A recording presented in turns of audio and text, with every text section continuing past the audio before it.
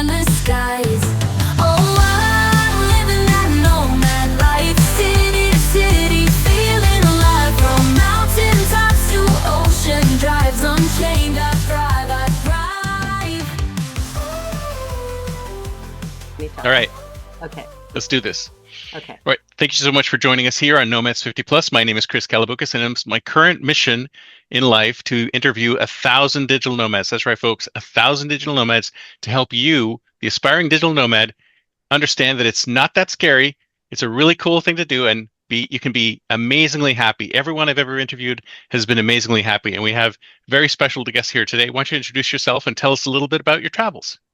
Thank you, Chris. I'm Linda Jackson, and I call myself the OG digital nomad, but I don't know if that's actually an earned title or not, but I use it anyway How many years do you have to be because, doing it before you're the well, OG, right? for me, I've been doing it for almost 20 years now, Nice. working remotely and working for myself. And um, I, for the last 14 years, have been doing it from a sailing yacht. So, Nice.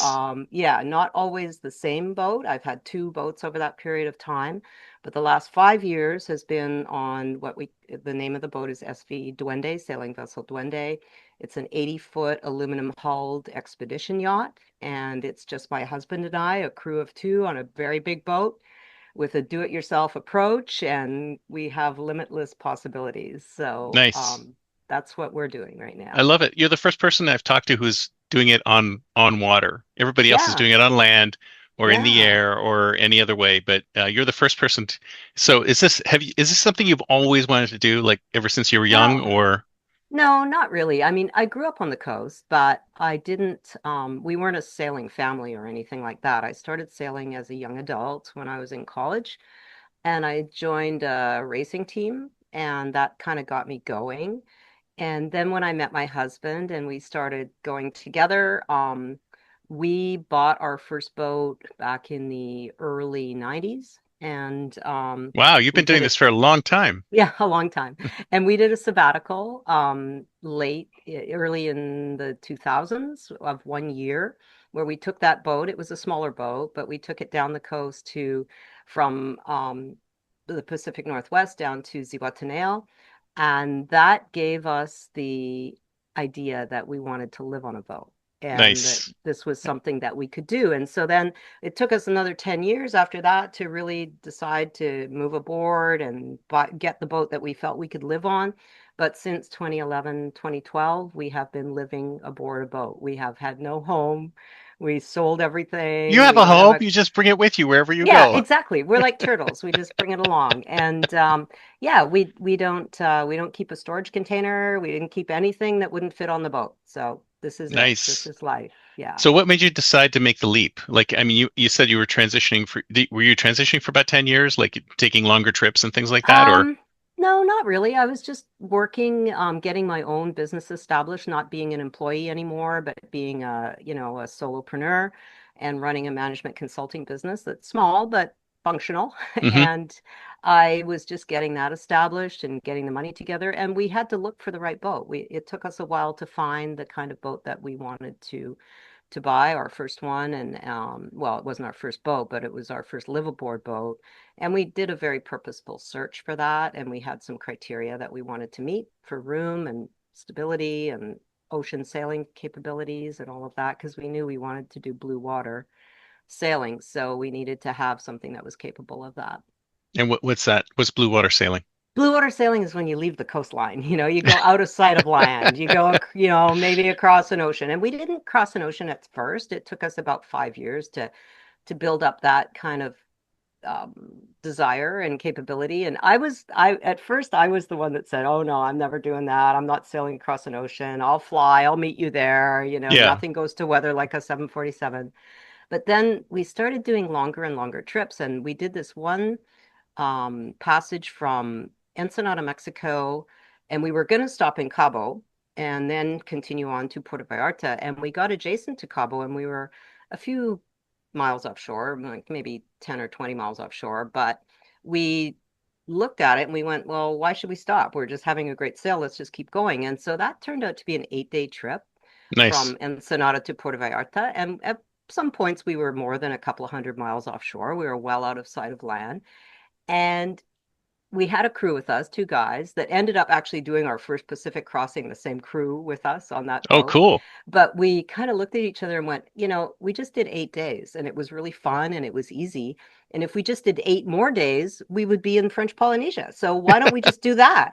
And so that kind of gave me the courage to, the confidence that I needed to say, yeah, I can cross an ocean. It's not that bad. It's pretty easy actually. It's easier than being along the coast because there's nothing to really run into once you're out Right. there. It's the Yeah. hard bits that It's kind hurt of like you. that's why I So, wish I don't know why we don't have flying cars because flying cars they don't have to hit each other, yeah, whereas automated yeah, but vehicles. they fly, that's I always feel more safe on the ocean, Chris, because I can swim. I can't fly. So I Right. don't like to fly actually at all. Really? And if I can't, I much prefer to arrive by water. And plus, arriving by water is such a different feeling because Mm. we have a very slow approach. I mean, when we come up on an island, let's say we're making a passage to a new island, we see it in the distance. Well, first we see it on our chart, electronically, and we know how far we are. And then we approach it, we catch a sight of land. We might see some birds, something starts to, and we see clouds that are different colors and such. And then we approached it, we see the profile of the island, we see what it looks like from the ocean, and that's a view that you just don't get when you just fly in and land in an airport. Oh, And absolutely. and then when we get there, we find the anchorage and we put our anchor down and we get settled and then we go check in, or maybe the customs and immigration people come out to our boat and do the check-in. But everything happens at a slow pace. So Mm. I it's a love much that. it's a much gentler arrival than just being dumped off a big aluminum tube into an airport full of people, Yeah. It's far more civilized, I feel. Wow. That's so cool. But like you said, you've been doing shorter trips, and then you eventually decided to do the cross the ocean. And I guess you needed extra crew when you were doing that sort of thing because you couldn't just do it the two of you. Well, we could have. It would have been entirely possible, but we like to have crew with us on the longer passages. It just makes it easier. You can do shorter watches and you can get more sleep and it's just easier. But it's not that we need the extra hands or anything. It's more about having company and we bought this boat to be able to share it with other people. So Mm. that's part of our mission as well, is to make it so that we can have friends and family and sometimes even strangers come with us on these trips, and it makes it fun and interesting.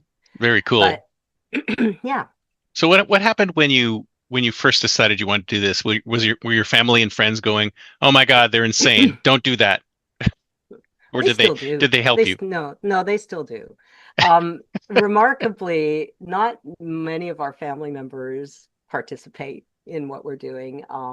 I've had some visits from, one of my brothers came with his wife and child, and it was great. We were in Mexico at the time, so it wasn't like they crossed an ocean with us or anything, but they spent a couple of weeks, and that was fun. And a couple of my husband's brothers have come from time to time, but it's it's not something that a lot of our family does. They do think we're crazy, and they're not boat people. So, you have to kind of love it to want to do it. And we have a lot more friends that are far more keen and interested than we do family. But yeah, it's everybody. A lot of people do think we're crazy, and a lot of people say, "Oh, I could never do that," and I have to agree wholeheartedly that most people, it's not for everyone, and most people can't. But if you have the desire and you equip yourself both mentally and physically to meet the challenge, then it's a life like no other, and Hmm. it's amazing. It's just every day is an adventure. Oh yeah, I can imagine it. So tell us about how things were at the very beginning, where you had a home. Did you own your home wherever you lived?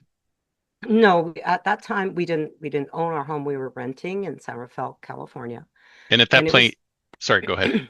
it was on the water. So, we had a little dock and had a little rowboat, and we had our boat that we were getting ready to move aboard in the same area. So it was all really close by. So you didn't have sort of like real roots dug deep into the land wherever you happen to be. Yeah. we were between ownership. So we Mm. didn't own that particular dwelling, but we had a couple of cars, we had, a lot of stuff, we had a lot of furniture, and we had to get rid of all of that. And we did, we divested of it over a period of months and sold everything and gave stuff away and just got rid of a lot of stuff. I like even things like my pots and pans, I had this beautiful set of stainless steel cookery and all the Creuset Dutch ovens and everything, and it was just too big and heavy to bring on board. So I gave it to a friend of mine. I gave that whole set of cookery. I sent it off to her house, and now when I go and visit, we cook using my my pots and pans, I our love it. pots and pans. Yeah. And we always laugh about someday when we're in our, our commune that we're going to build when we're old, that, we'll have a beautiful set of pots and pans to cook with. So, um, No, you'll be going forever, won't you? I mean, will you ever I do hope you ever think so. about stopping? I mean, why would you? Yeah, I think about it with dread actually, because I don't know where that would be for one thing. We haven't determined where exactly we would be happy to go back to. And we want to keep doing it as long as we can. So as long Mm, as we can climb on the boat, we're going to be sailing. I So love it. that's So at the risk of going the entire episode and beyond, where have you been? Well, we've been a lot of places. We had that first boat, we bought it in Northern California, and we did a lot of trips up and down the Mexican and California coast, up and down the west coast of North America. And then once we decided to cross the Pacific, we went to French Polynesia with that boat, and we actually spent 3 years there. We had a long stay visa, Wow. Can and you we just kept spend 3 years renewing in it. French Polynesia just like that without any Well, paperwork or yeah, no, no, you have to have a visa. So we okay. applied before we left for a 1 year long stay visa. And then you can renew it in country. So, Hmm. and your boat, when you arrive in a boat, you get a certain number of years. It used to be 3 years, now it's only two. But that can be extended as well. And we actually ended up importing our boat to French Polynesia because our intent was to just explore all of the islands, and there's 1,800 of them. Oh, wow. But we never went beyond west, further west than French Polynesia. And while we were still there, we found this boat, and this boat was actually in Florida. So we kind of did a reset. We sold our boat in Tahiti. We went to Florida. We got this boat, and then we sailed it down to Panama and through the canal. And then we went back up the west coast of North America because we knew that we had a lot of assets to a lot of access rather to boat repair and refit places in Mexico and Southern California that we knew we could take advantage of with this boat because it needed work when we bought it. Right. So we did that, and it then, with the whole COVID and everything like that, it took a bit longer than we anticipated. So we were there for 4 years. Before this year, we made the decision that we were ready, and in April we sailed back to French Polynesia, purposefully not with a long stay visa. So we had 90 days. We went back to a couple of our favorite islands, and then we've continued west from there. So then from French Polynesia, we sailed to American Samoa. From American Samoa, we went to a place called Wallis and Futuna, which is a very small French territory. Called a collectivity. So it's actually still a kingdom. They have a king, and it's a Pacific Island nation, but they also have the support of the French for some of their infrastructure and such. So it's a really cool place, very cool Wow. place. So you spent Not many people go there. most of the time in French Polynesia. Well, Wallis and Futuna is not French Polynesia. We left French Polynesia in the beginning of August of this year, and we sailed to American Samoa. We were there for a few weeks, and then we went to Wallis and Futuna. From Wallis and Futuna in the middle of September, end of September, we sailed here to Fiji. And we're now spending the cyclone season in Fiji, and we'll be here till April. And then we'll start cruising west again. So our next stop will be Vanuatu, the island chain of Wow. Vanuatu. It's going to be how many months will it be before you actually hit some kind of mainland? I guess it'll be a while, right? Yeah, there's no real mainland. It's all islands here. So yeah, yeah. You The could you could next be the next you could be spinning around there for the rest of your life. It's so many just well, places to see. the next islands or the next mainland we'll probably hit will be Southeast Asia Mm. because we plan on making our way north to Thailand and parts around there at some point in the next couple of years. I'm not really sure when yet. We're kind of planning our next passage, and then we have a an option at that point that we have to make decisions on, which way do we go? So, how are you funding all your travels? I mean, you said you had a management consulting company. Did you pile up a Hmm. bunch of money ahead of time before you left, or No, are I you still still doing work. the consulting now? Okay, Yeah, I do. Yeah. Yeah, I do coaching. I do communication coaching, messaging, positioning. I help people with go-to-market strategies. So, what do you need to sell your product or service, and how do you reach your audience, and who is your audience, and what do they want to hear, and those kinds of questions. So, it's typical kind of early stage development or new technology development for companies. And I typically work with small, medium businesses. I don't like to work with large corporations because I'd rather be a little more attached to the decision makers. right. But it depends. I've done work for big companies too, so I can wear both hats. So obviously, you're able to communicate with people with your clients. How do you get new customers? I mean, did you just bring customers from earlier? Are they word of Yeah, mouth or? yeah, I'm lucky. I have a pretty big network and I leverage that network extensively.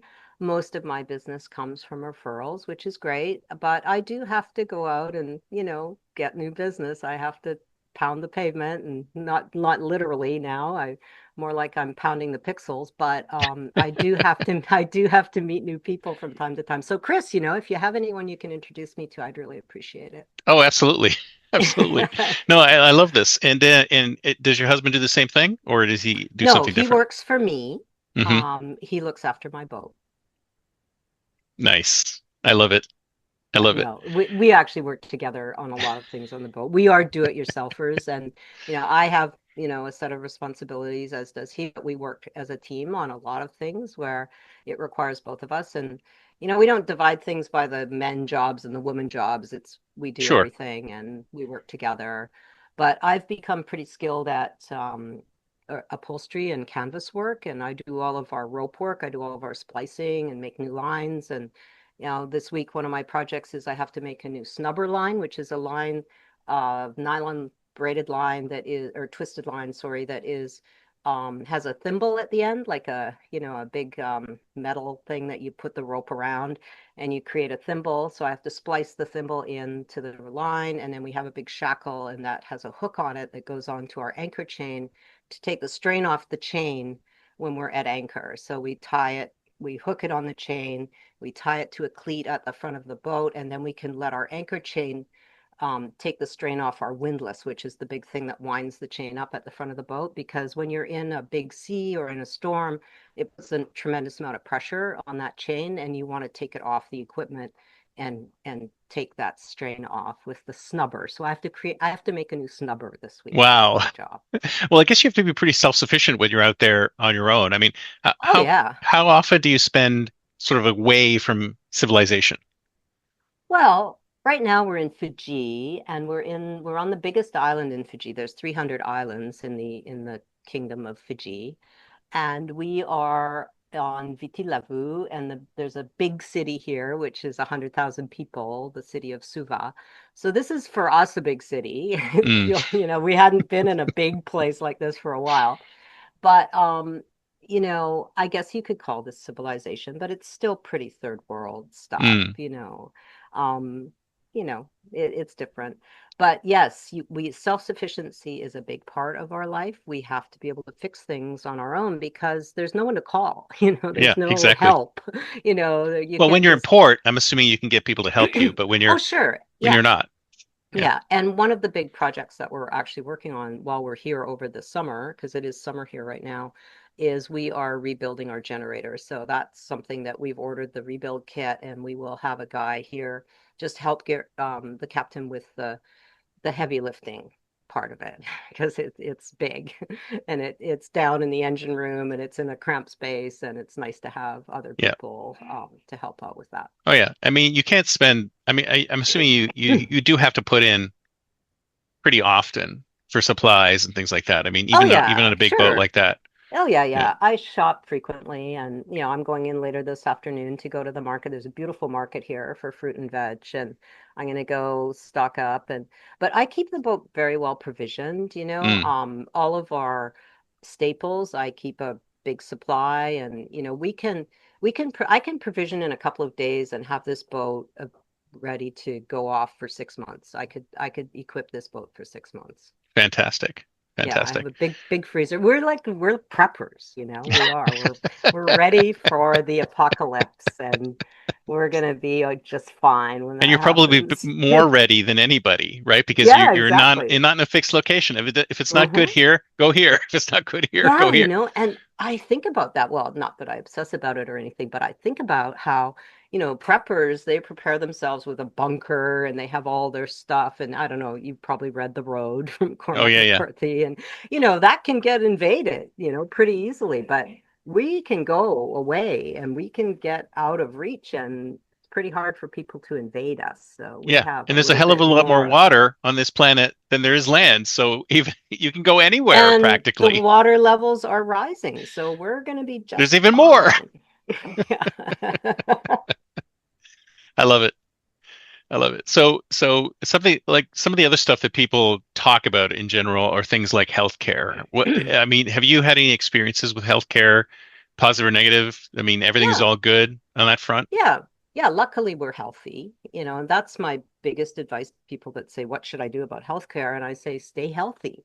That's your biggest That's good defense, right? advice. That's very good Good advice. advice. Yeah. So, we eat right, we exercise frequently, we live a very active lifestyle. Just, for me, when I say I'm going to go provision this afternoon, well, first I have to put the plug back in the dinghy, drop the dinghy in the water, move it back to the back of the boat where the boarding area is, get in the dinghy, drive to the dock, walk to the market, get all my stuff. I will get a cab back, but then I got to get all the stuff in the dinghy, bring the dinghy back to the boat, get all the groceries on board, put them all away. I mean, that's a workout. That's a Yeah. day.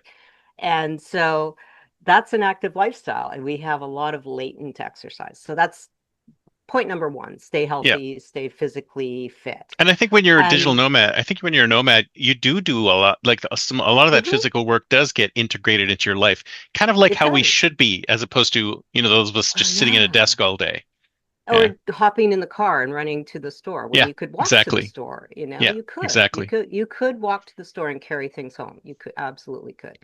But then the other part of your question, to get back to that, we do have international travelers health insurance, and it's catastrophic. So we have a very high deductible, but if anything bad did happen, it wouldn't bankrupt us. Right. But having said that, the countries that we travel to, healthcare is very different here Mm, the rest of the world from the US. You can go to a hospital for a very small fee. You can go to a clinic, you can get looked at by a doctor or a specialist very easily, and it doesn't cost a lot of money. So, you know, if you do have something happen, and we've had, maybe I could count on one hand how many times we've had to do that, but when you do, it's easy, and it's always pleasant and it's fast and it's cheap and the drugs don't cost an arm and a leg if you have to yeah. take them, and it's kind of easy to handle. So if you're a healthy person, it can be very, it doesn't we don't think about it. We don't obsess about healthcare. Yeah. That's really aligned with everything that I've heard from everybody else. It's all like, it is not as expensive as you think. It's Hmm. actually pretty good. Yeah. And, don't be freaked out about it because if you're in the States and you feel that how expensive it is here, and you Yeah, think that you're going to get worse care and it's going to be more expensive or something like that. And it's not like that at all. I it's mean, not like that at all. no one I've spoken to at anywhere has said that the care is more expensive or worse. So, No, and you won't wait weeks or months to see a yes. specialist. They'll have it there. They'll have a guy there in 5 minutes. That'll be, Yeah. a cardiologist, and he'll be talking to you. Yeah. So, it's so different. It's just so different. Oh yeah. And so it's not something to be worried about.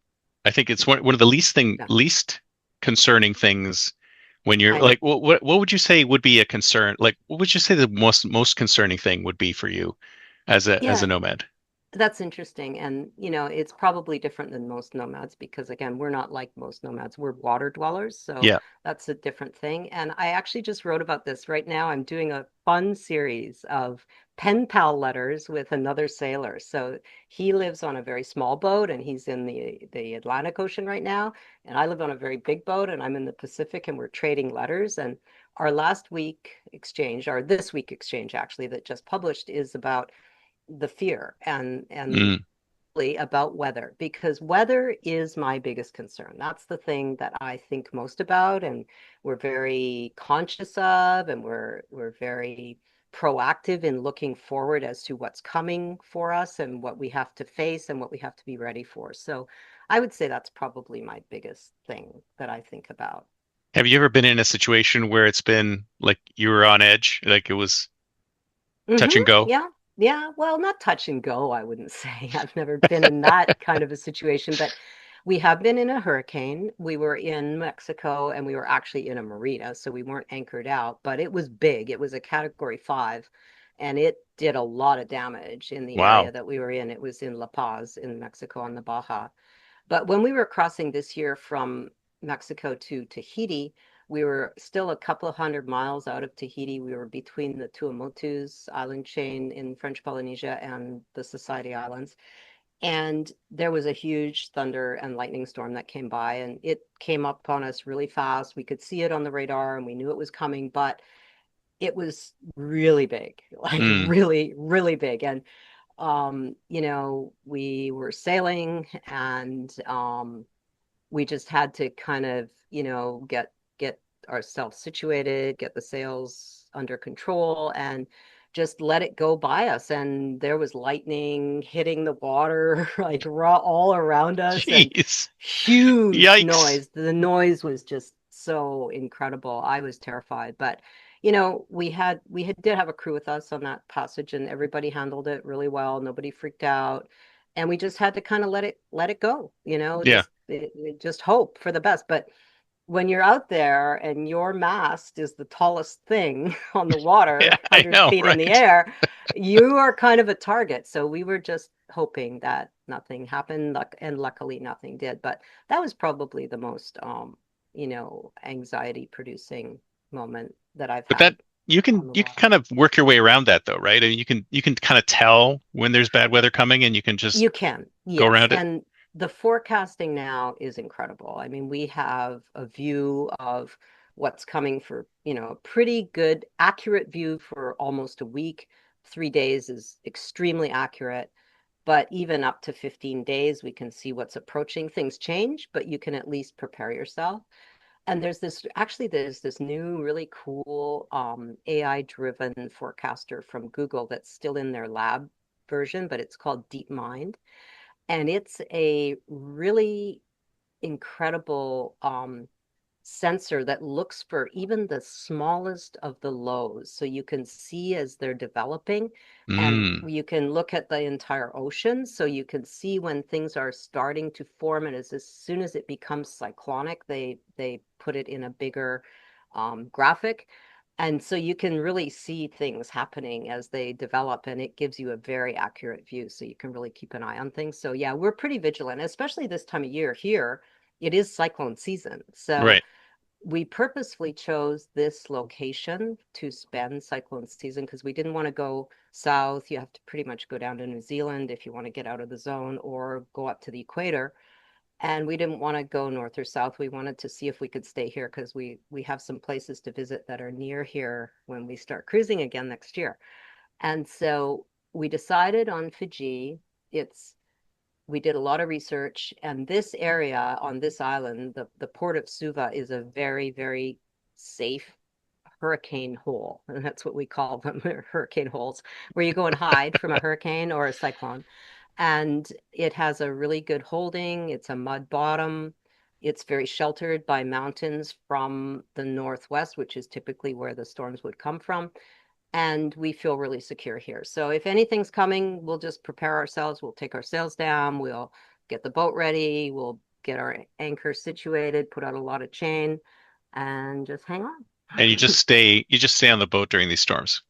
Yes, yes, yeah, we do. Because then if if it, like, for instance, which is a very unlikely thing to happen, but if our anchor started to drag or our boat started to move, or if there was another, what is more likely is that the other boats around you Oh yeah, of course. You might you do the right might thing. bear Everybody down else on is you, like, right? So at that point, we can lift anchor and get out of the way, or we can drive into the storm if the wind is so strong that it's pulling too hard. We can take the pressure off by just motoring into the wind.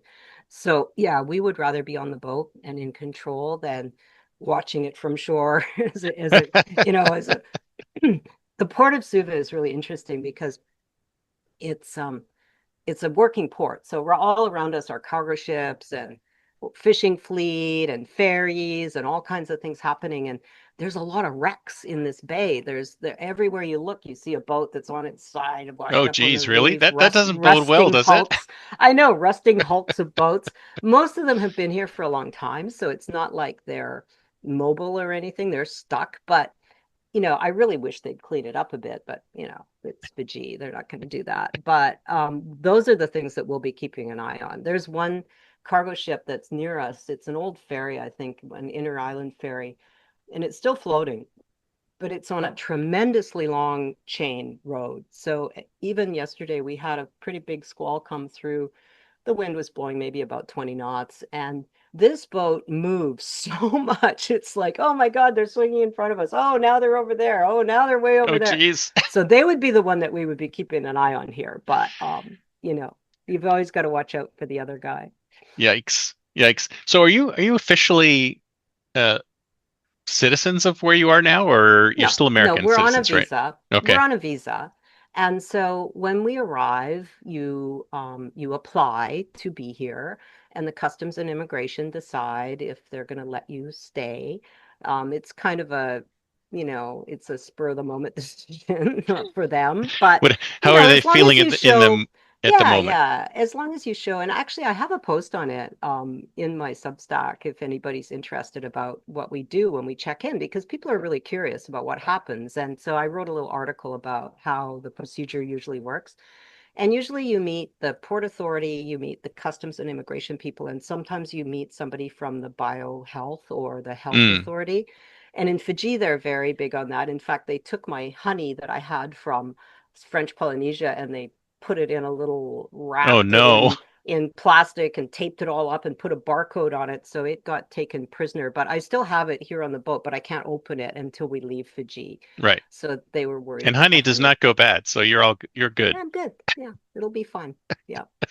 But it'll be curious to know if when we leave, if they ask about the honey, because I don't know what kind of records they keep or who, we're going to be checking out from a different port than we checked in at. So they won't know about the honey unless it's somewhere in our, you know, record on our boat. So They have they're not honey. super Check for the honey. they're Yeah. not super automated or anything like that. They're sort I of don't know if they are or not. We'll mm. see. Yeah. Yeah. But no, S- we got it. So sorry, to answer your question, we got a visa that was good for 120 days, and then we can renew it for another 60. So we're gonna be able to renew in February to get an extension so that it'll take us through to the end of the cyclone season. okay. So and when is that? April. April? So then Yeah. that's when you head on to your next. Hmm.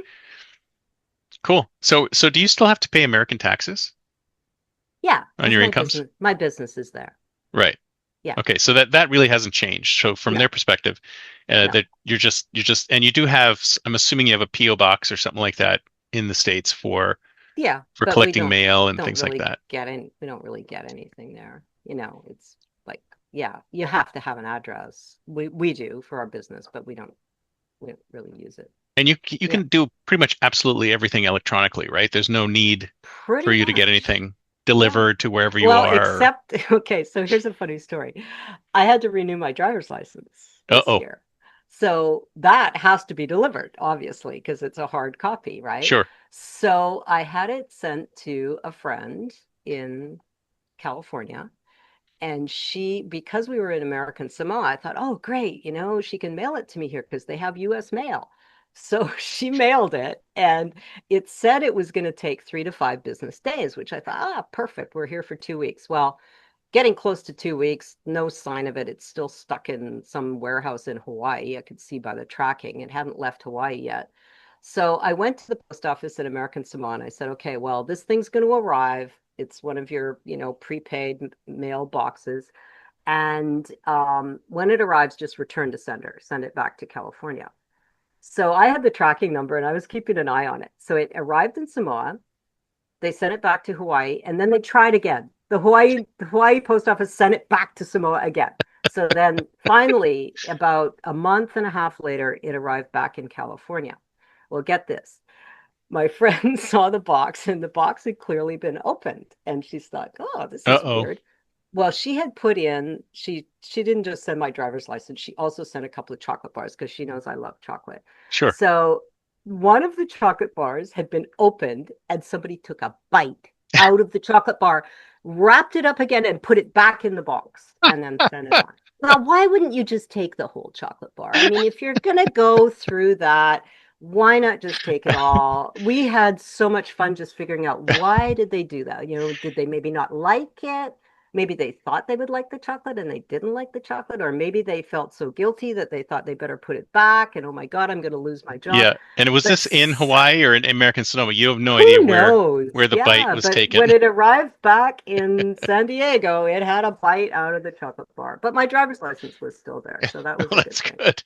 Yeah. The important part is there. Yeah. But then, So the and then chocolate. then I had to have it resent by FedEx, and it did arrive here in Fiji last month, so we're good. Yeah. So you just have to be one place long enough to get Mhm. that sort of thing. And To get a that's usually pet. pretty much all you need, right? I mean, you only need your Yeah. driver's license so to when you're driving in these Yeah. places, but you don't. And I don't drive here. Oh, it's left side drive for one thing, which would like Oh, it's that's not so crazy. bad. I've done that. No, but people are crazy drivers here. I won't even ride my bike here. It's too Really? nuts. They drive like maniacs. It's crazy. Like everybody's in such a big hurry. Here we are in Fiji time and it's a beautiful island and they're just so and there's a lot of Really? cars. So Yeah, it's there's not a lot of Hawaiian style. cars. It's not Hawaiian style where everybody's driving really slow and just chilling. No. No, these Wow. people are in a hurry. Wow. That's funny because I do not picture it as being like that. I picture it be, Right. real bucolic and quiet and everybody's just chilling Well, and yeah, taking if their you're time. walking, yeah, it's slow. But if you're driving behind a wheel, they go crazy. I don't know what it is. That's nuts. Yeah. Wow. So did you say, I don't know, when you talked earlier, did you say you had any pets? Do you have pets? No, Oh, no, okay. no So you don't pets. have any pets with you. Okay, cool. Mm-mm. Nope. Um, Some people do, but it's kind yeah. of a hassle. Like they have to get passports and vaccinations and all that. And Yeah, and they some have to do countries in don't allow them. quarantine and Yeah, yeah. you can't take a pet into French Polynesia. They won't let you bring a pet in there. Although people sneak them on, and I think that's kind of rude because then you're kind of doing it under the table and, you know, they could take your little doggy away if they wanted to. Yeah. You don't want to risk that. You don't want to No, risk that. no. Plus, So I don't know, just having a pet, sometimes we don't leave the boat for days at a time. And, you'd have to leave if you had a dog. So, exactly, yeah. exactly. So is there any or tools or technology that you use that is like really useful that you've found in your travels? Yeah. So, there's so many categories of that, Chris, because there's tools that we use for fixing things, making things, and then there's tools that I use for business. Where would you like to focus? Probably the business ones because I don't know if they The apply to business anybody ones. else. Yeah, yeah, yeah. So business tools, obviously, communication is the biggest. So we've gone to Starlink, even though, I'm not a fan of the owner. I still, love the technology and it has changed my business for the better. I mean, well, maybe my business for the better, my life for the worse, because so now I'm connect. Because now I you're can't just online say, "Oh, more I'm often. sorry. No, no signal. Sorry, bye." But no, that's been huge and a big enabler, which is great. So yeah, I highly recommend that. But it's hard for people who are traveling around on airplanes to have Starlink, so they're cellular probably. But that's my biggest tool.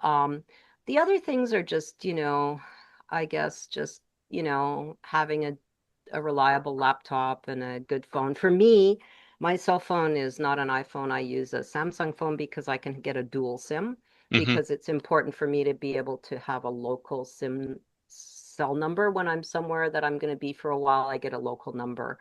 But I also use Google Fi, which is a great thing. If you are in the US before you start, you can set up a Google Fi number, and then that number works all over the world.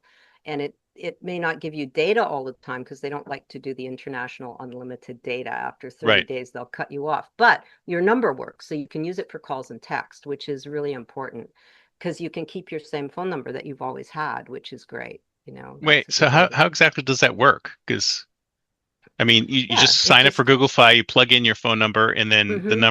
the calls get routed to that, which then gets Yeah, routed to yeah. So you. it's still your same number, and wherever you are, it'll hook up to the most powerful cell signal, and your number works. So, Wow.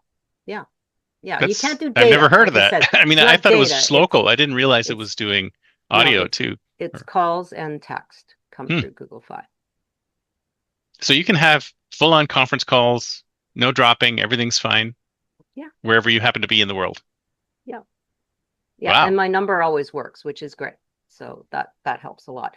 Now, often it's voice over IP, right? So you're connected to a wireless signal often, and that Right. helps rather than be pure cellular. But the cellular works, and so when I'm out walking around, I can use Google Maps and that kind of thing. So that helps. Have you ever had situations where you're like on a conference call in the middle of the ocean and everything works beautifully? I have. You've only since Starlink though. Not with, in the past it would be, I'm sailing, not emailing, so I wouldn't be in touch for, a couple weeks at a time. And in before Starlink, I mean, when it was just cellular, I used to have to go and get a local SIM and sign up for their data plans, and it was often expensive. And yeah, back in the day, we also used Iridium Go as a satellite connection. So Oh, I we had remember that. sat phone. Yeah, I we had remember that. sat phone. We still have it as a backup, actually. When we're going on a long passage, we put it in as a backup. We Mm. we initiate our chip again because if something happens to the Starlink satellites, we're out of luck. But Iridium Go would still allow us to get weather routing and things like that and text. So Yeah, that's all the important that's our stuff. backup. Yeah, yeah, So since you left, yeah. what do you say was the most surprising thing that you encountered from in this lifestyle? That's a hard question. What, nothing surprised Because, you? I love it. oh yeah, everything's no, it's hard to answer because there's so many surprises. So many surprises. I think, one of the things that I love the most is that um, most of the people that we meet on our travels are just so curious about our life, and they're so Mm. interested in the fact that we sailed there. For us to sail to one of these small islands is a really big deal for the people that live there. We're almost like celebrities, It's like, Wow. oh, you're on the Cool. yacht. And they want to know all about where did you come from and how long did it take you to get here and where are you gonna go next and all of those things. I mean, when we went to Wallis and Futuna, the island of Wallis, like I said, is still a kingdom. They have a king, they have tribal chiefs, they have little villages, and Wow, it's and like going back in time. That it sounds is so like cool. going back in time. And we were only boat number 30 in the entire year of 2025 to check in there. Wow. And they get less than 100 visitors a year.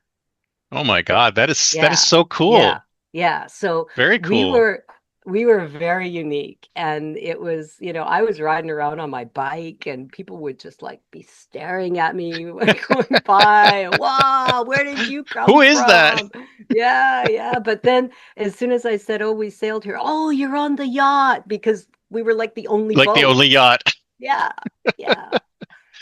Was there a language barrier at all, or did everyone speak English, or how did that work? No, it's French, Hmm. but my French is good enough to get by on. And a lot of people do speak English as well, but most people there speak French and their own language. They have a version of Polynesian language there that is unique to Wallis, their own dialect. Did you ever have So, to use Google Translate or anything like that in your oh, sure, conversations? I use it all the time. Hmm. Yeah, yeah.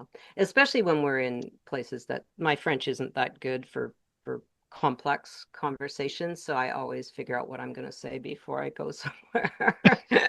And I have it handy to show them, in case I have to. But of course, now in Fiji, it's English. English is the first language here. Mm, But most people also speak Fijian, which is another form of Polynesian language. And it's very complex and different, but it's fun. You know, you learn some basic words and you learn how to say thank you and, goodbye and hello and all of that, so that's fun. nice, Yep, nice. and So, people appreciate it when you try. oh yeah, I find that that's almost always the case. Although I Mhm. didn't have that sense in Japan No, for some reason. they'd rather you I, just I, don't bother.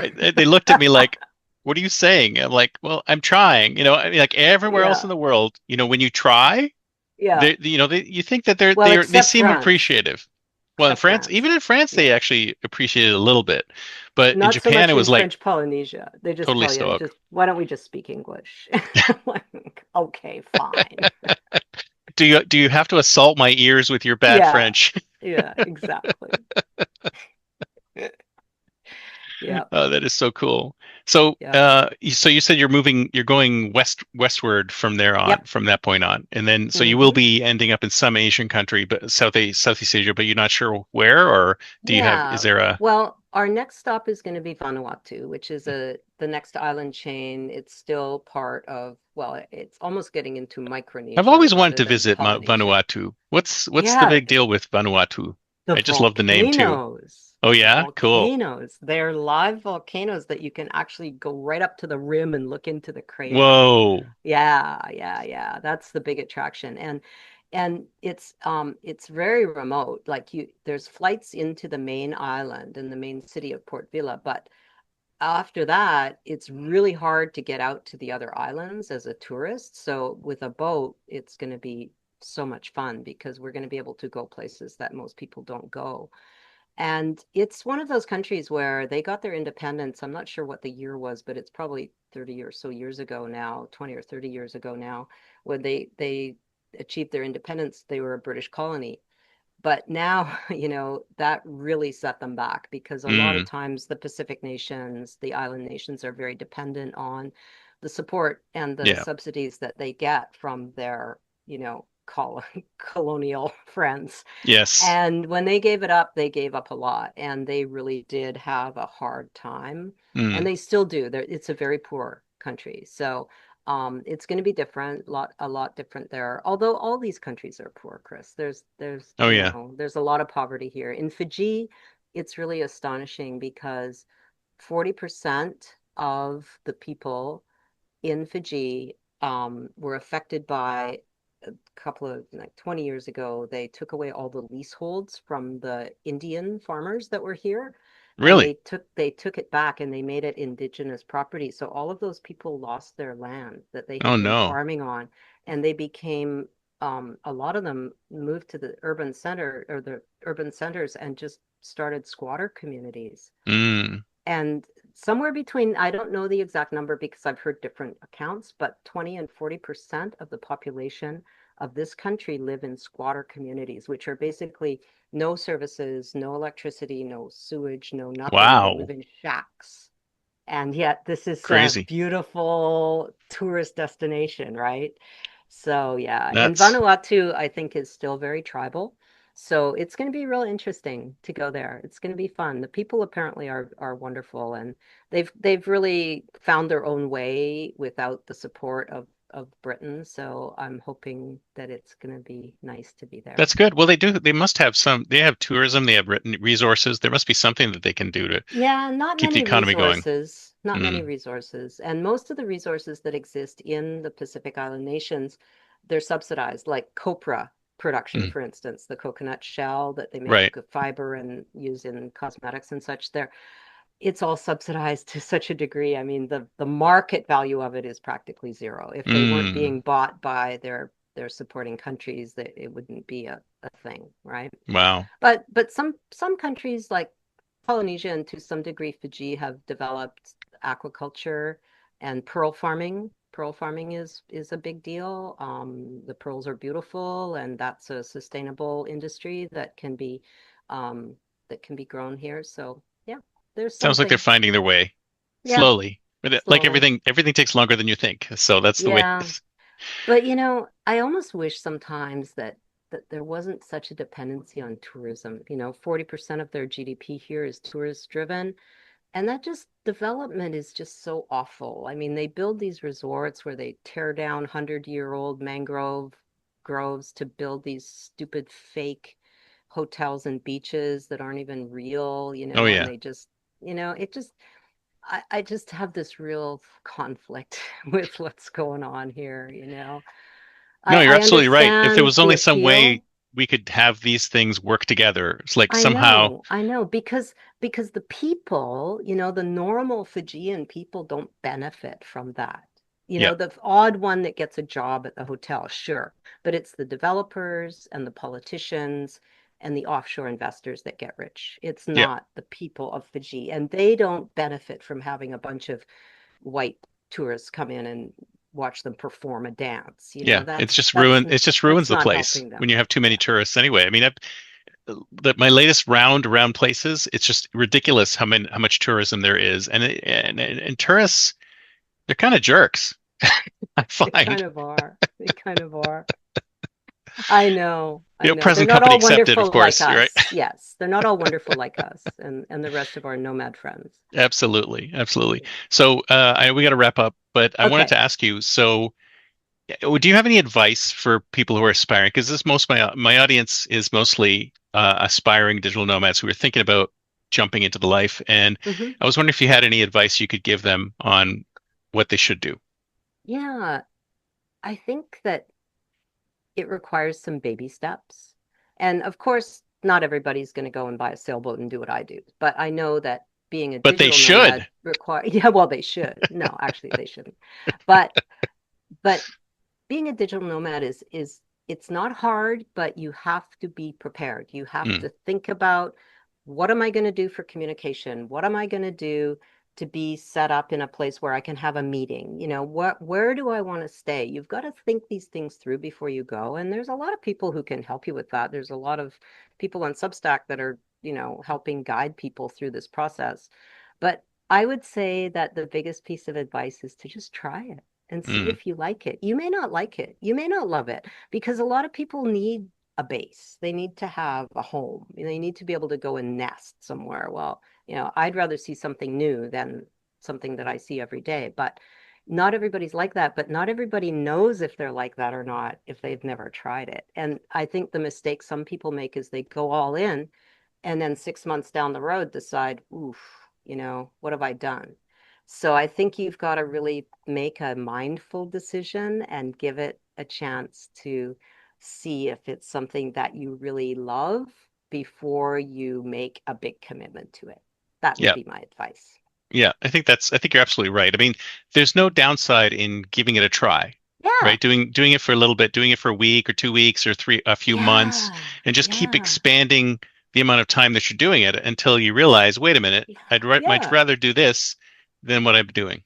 And even if you don't like it after a year or 2 years or 3 years, you can always go back. This Hmm. is not a forever thing. Nothing's forever. So, people think, oh, well, if I do that, then what? Well, then you go do something different again. Yeah. Well, that's the thing is that so many people feel that when they're making a decision that it's irreversible. And it's Yeah, like, I no, no, know. no. Almost every decision is reversible. Yes, you can And always change your mind. exactly. And you're like, oh, well, how would that look if I went became a digital nomad for 6 months and then came back? It's like I would feel like a failure. No, you're just making a different decision. No, You're deciding to pivot. yeah. You liked it before, but now you don't anymore. So that's fine, and no one's going to judge you for that. No, it's crazy. And even if you've sold everything, you can go buy more things. Things are easy to Exactly. get. Things are super easy to get. And maybe you'll get Exactly. better things or things you like better next time. You Yes. might get rid of the old stuff and get something more fun.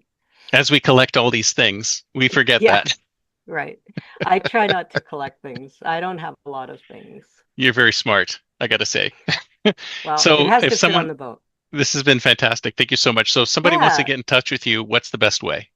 Yeah, so I would say go to Substack and look for Shell Phone Chronicles. You can put maybe you can put my links up I will put your link in the show in the notes. podcast. Absolutely. Yeah, because they can always message me there and direct message me there or send me an email at shellphonechronicles at gmail.com works as well.